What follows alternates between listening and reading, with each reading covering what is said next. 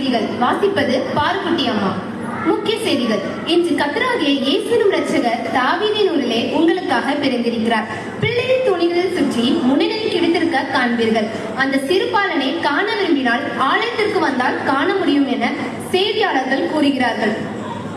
ஆதி பிதாக்களாகிய ஆதாமும் ஏவாளும் விலக்கப்பட்ட கனியை திருடியதால் பரலோக நீதிமன்றம் கைது செய்து விசாரணை நடத்தி தக்க தண்டனை கொடுத்தது. தேவனாகிய கர்த்தர் மனிதனின் விழாவில் இருந்து எலும்பை எடுத்து மனுஷியை படைத்தால் யாராவது எலும்பை எடுத்து விடுவார்களோ என்று பயந்த கணவன்மார்கள் சரியான உறக்கமின்றி தவிக்கின்றனர் என செய்தி அறிக்கை வந்து தெரிவிக்கிறது. அண்ணனாகிய காயின் தம்பியாகிய ஆபேலை கொன்றான். அந்த கொடூர சம்பவம் பரலோக நீதிமன்றத்தை எட்டியது. அதற்கு தக்க தண்டனையும் வழங்கப்பட்டது. ஏனோக்கு 300 வருடங்கள் தேவனோடு சஞ்சரித்து திடீரென காணாமற் போனார். எங்கு தேடி பார்த்தும் இதுவரையிலும் எந்த தகவலும் கிடைக்கவில்லை. இவரை பற்றிய தகவல் கிடைத்தால் உடனே அருகில் உள்ள காவல் நிலையத்தில் தகவல் கொடுக்கவும். நமது பெரிய பாட்டியாகிய சாரால் 90 வயதில் ஒரு ஆண் மகனை பெற்றெடுத்தார். ஆபிரகாம் தனது ஏக புத்திரனை மோரியா மலையில் பலியிட கொண்டு போயிருக்கிறார். அதை பற்றிய விவரங்களுக்கு அடுத்த ஆலய செய்திகளை கேளுங்கள். எகிப்தின் ராஜாவாகிய பார்வோன் ஒரு கனவு கண்டு மனம் கலங்கியிருக்கிறான். அந்த கனவின் அர்த்தம் சொல்பவர்களுக்கு ராஜா மிகுந்த பரிசும் பொருள்களும் அளிப்பதாக செய்தி குறிப்பு ஒன்று கூறுகிறது.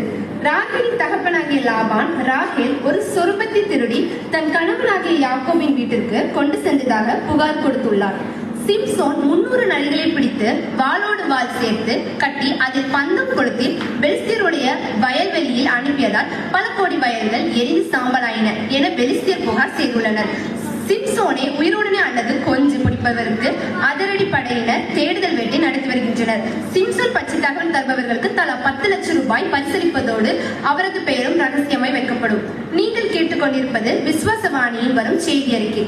எலிசாவின் ஆஸ்திகளை தொட்ட போது மரித்து போன மனிதனின் உயிர் பிழைத்ததாக பத்திரிகை ஒன்று கூறுகிறது.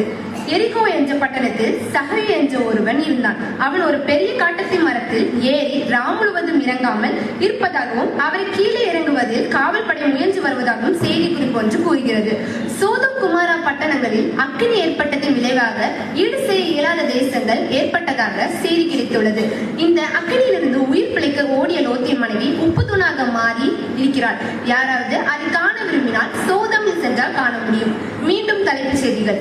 ஆதி பிதாக்களாகிய ஆதாமும் ஏவாளும் விலக்கப்பட்ட கனியை திருடியதால் பரலோக நீதிமன்றம் கைது செய்து விசாரணை நடத்தி தக்க தண்டனையும் கொடுத்தது. தேவனாகிய கர்த்தர் மனிதனின் விழாவில் இருந்து எலும்பை எடுத்து மனுஷியை படைத்ததால் யாராவது எலும்பை எடுத்து விடுவார்களோ என பயந்த கணவன்மார்கள் உறக்கமின்றி தவிக்கின்றனர். அண்ணனாகிய காயின் தம்பியாகிய ஆபேலை கொன்றான். அந்த கொடூர சம்பவம் பரலோக நீதிமன்றத்தை எட்டியது.